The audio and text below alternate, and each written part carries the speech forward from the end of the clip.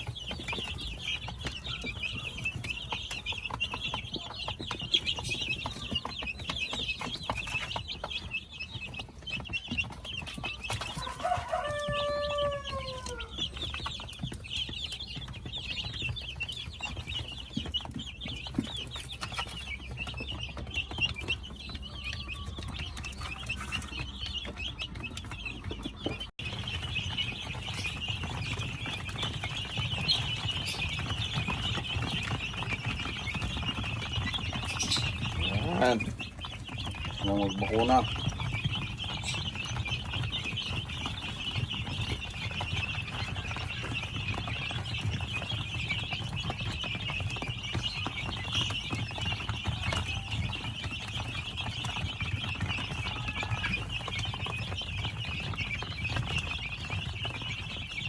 Meron pa tayong isang brooder dun sa loob. Nababakunahan.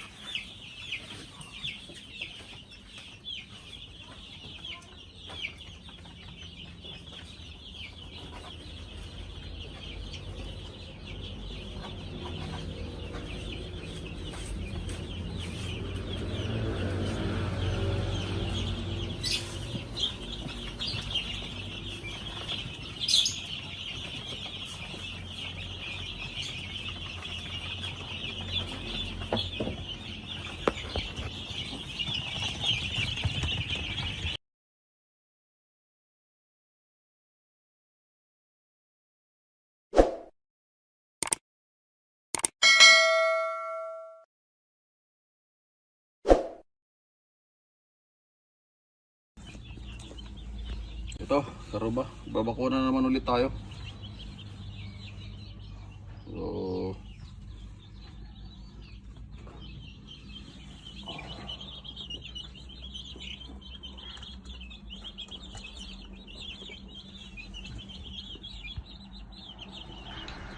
So, kasabay na rin po ng ating pagbabakuna is pinapalitan na rin po natin yung ipa dito sa ating brooder box.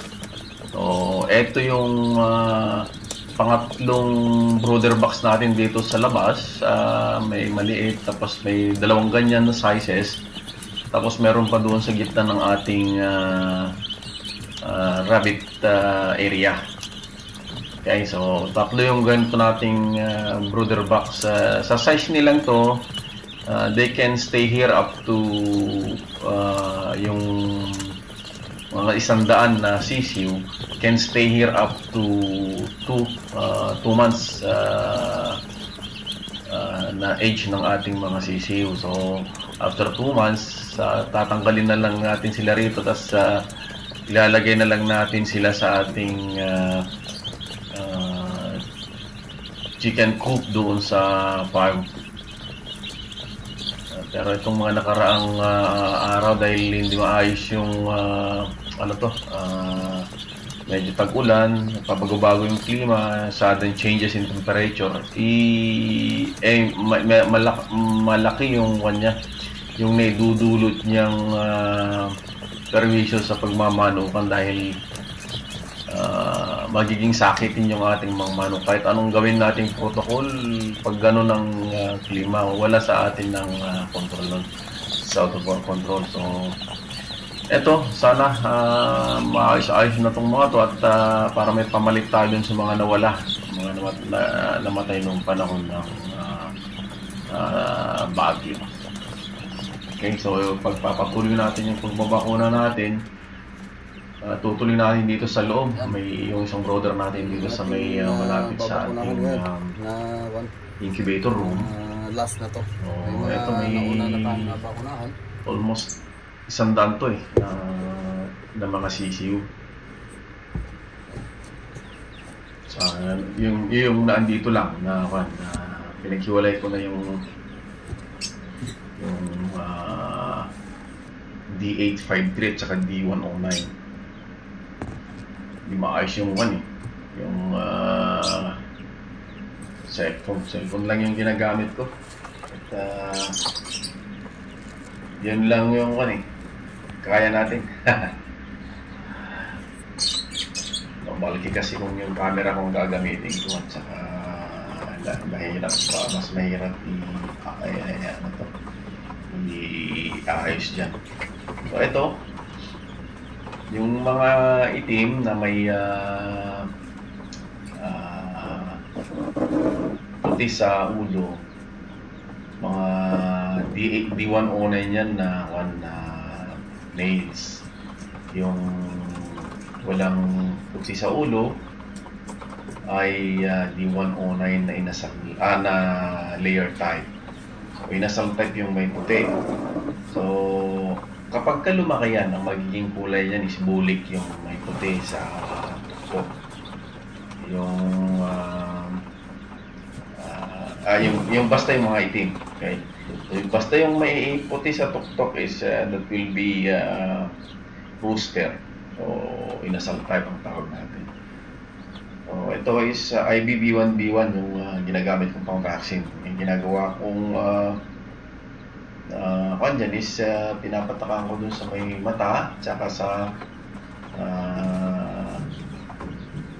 ilong.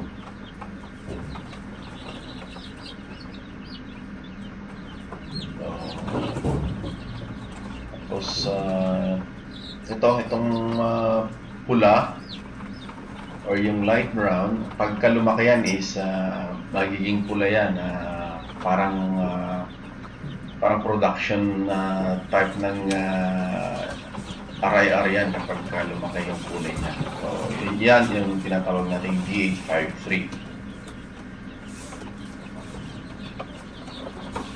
Okay, so Yung itim, ulitin ko, kapag kayan lumaki, ang magiging kulay niya is bulik. Yung kung sa iba is parang tinatawag nilang parang kakulay or more or less, o pwede rin natin siguro sabihin na natin variant of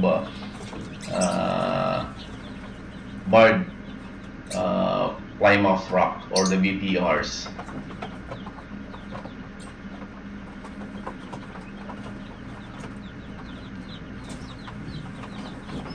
So meron po tayong 3 incubators dito sa loob. Yung isa hindi ko pinasok, yung unang-una kong ginamit, yung China na binili ko, yung yellow na plastic. Pero marami rin akong yung mga unang-unang foundation ko ng mga bridles ko ng gansa doon. Yun doon una kong nagpapisa ng pabo. Ito, yung dalawa, yung styrofoam na box is ginawa ko, at saka yung nasa tabi ko, ginawa ko rin yung isa dito na incubator. Binili ko yung nasa likod ko, yung 500 250, 500 setter, 250 hatcher. Meron pa ako dating binili isa, tapos binenta ko dahil wala na, hindi ko na rin napagsabay-sabay na gamitin. Mas prefer ko itong isang ginawa ko. Okay, so ito mga karuba, ating pagbabakuna. Tutuloy ko lang.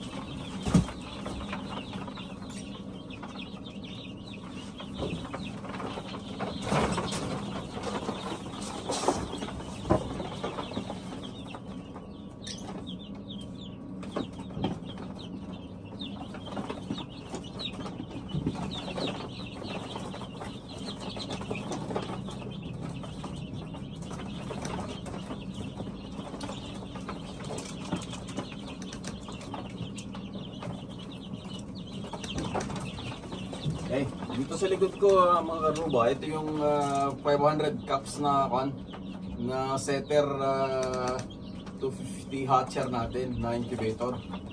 Ito yung ginawa kong 100 plus na capacity. 150 setter, 50 hatcher. Tapos ito yung roller type yung egg tray niya. Ito yung ginagamit ko sa ating itlog ng gansa. Dahil malalaki, hindi kasya dito sa tray.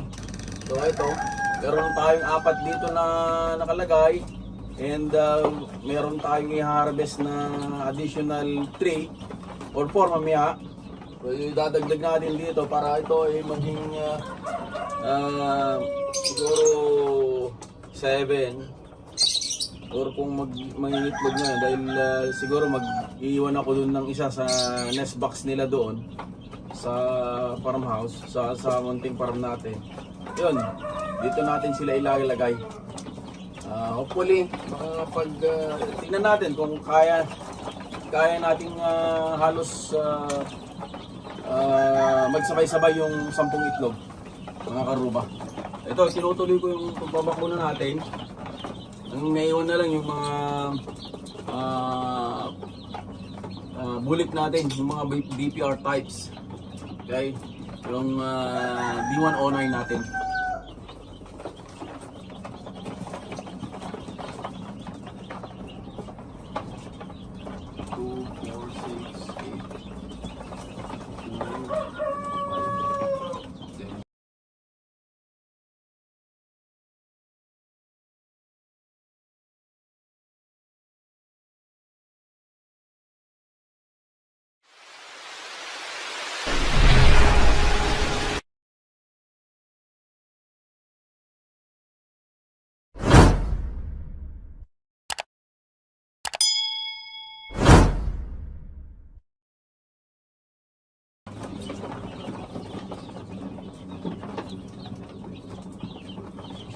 So yung D853 natin is 26.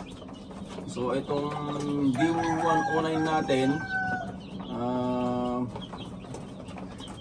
bibilangin natin. Meron na tayong unang isa na nabakunahan doon. Tapos pangalawa to. 2, 3, 4. Patak lang sa mata.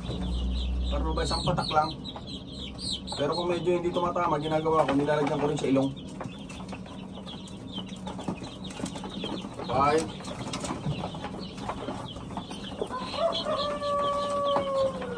6.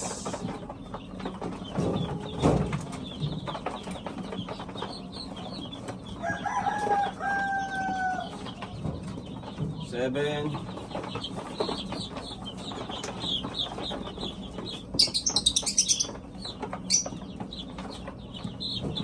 8.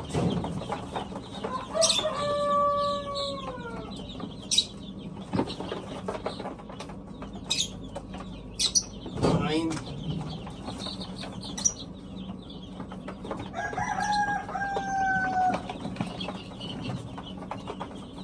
10.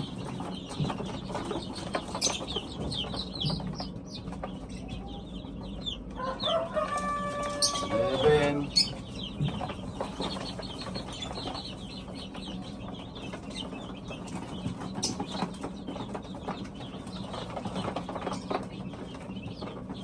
12.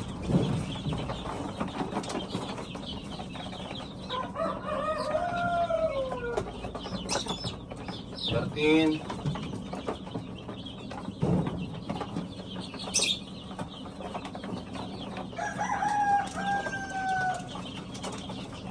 15.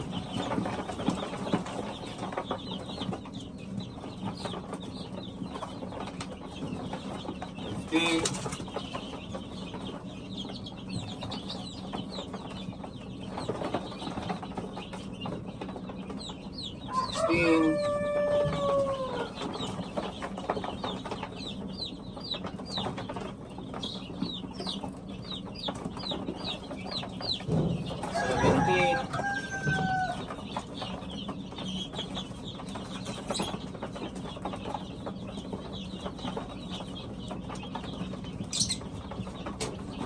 18,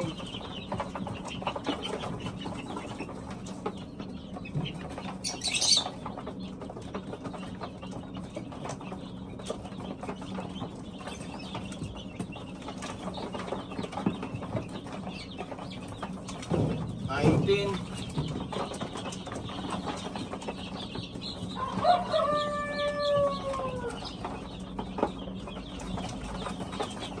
20,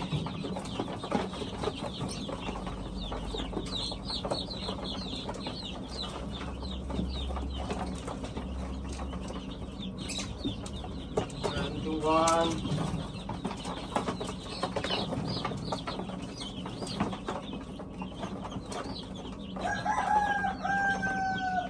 22,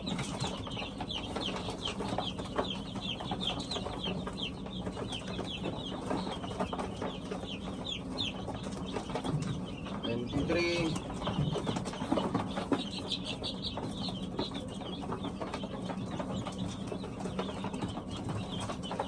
24,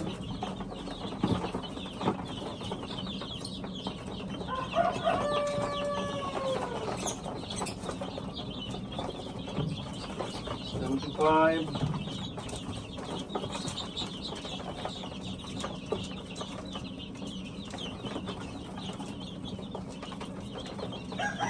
26,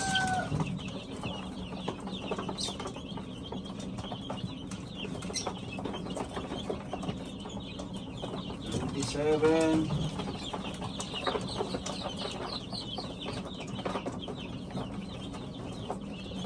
28, 29,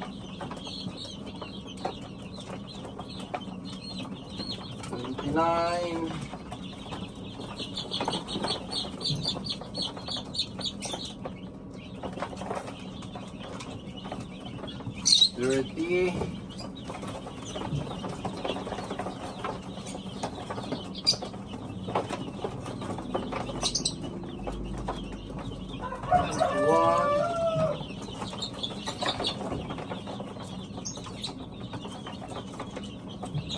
32,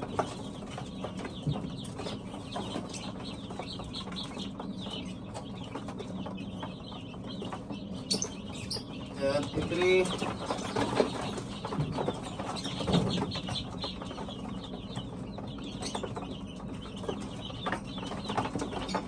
34,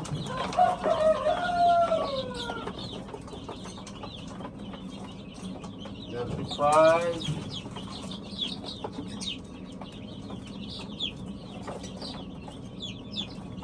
36,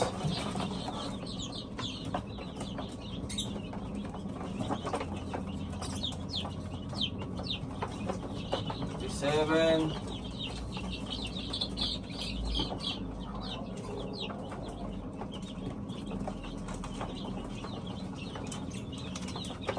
38,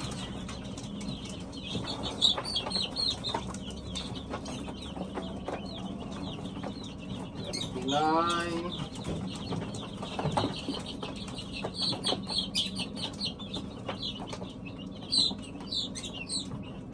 40,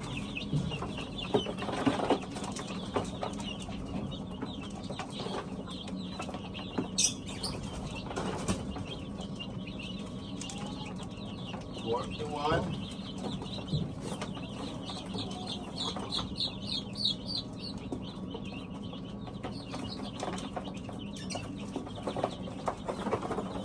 42,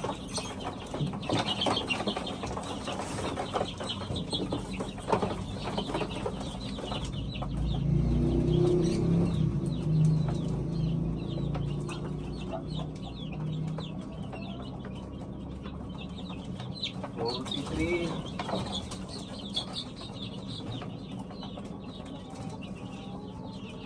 44,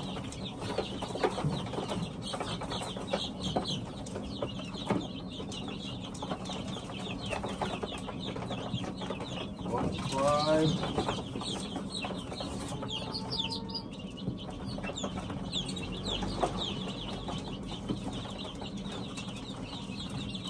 46,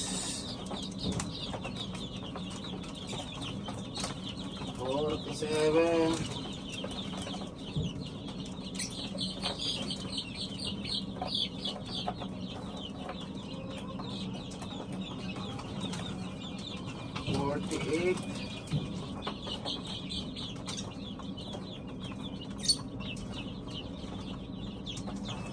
$49,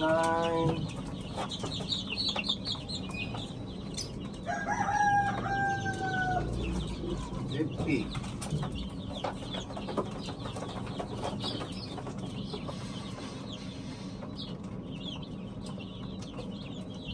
$51,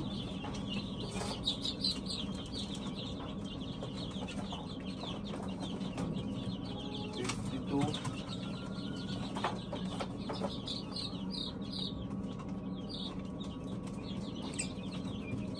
$53, $54,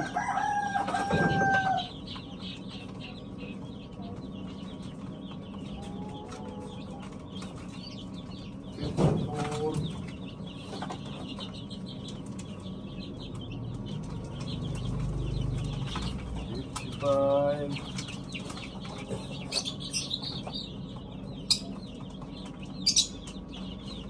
$56,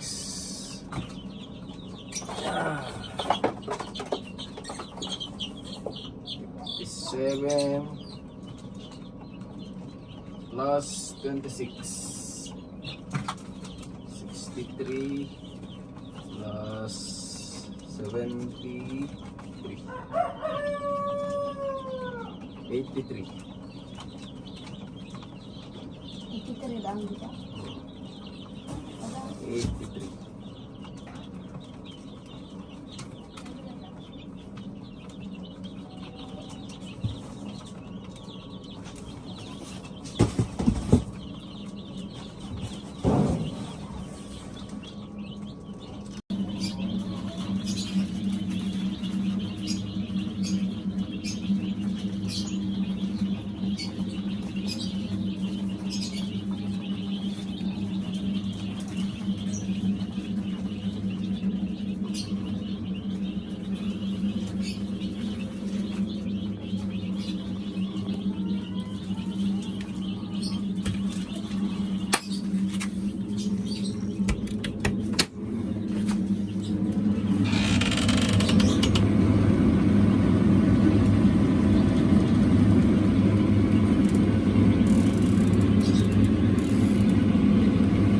Till here mga karuba, manood kayo sa ating mga videos, mag-subscribe, i-like nyo sila, share nyo sa inyong mga kaibigan para dumami tayo, lalo na po dito sa Ilocania. Napapansin nyo yung ating mga dialogue, karami, I can even say na mas marami yung mga Ilocano dialogue natin. At may mga Ilocano 101 din tayo para dun sa mga hindi nakakaintindi ng Ilocano. Okay? So much for that.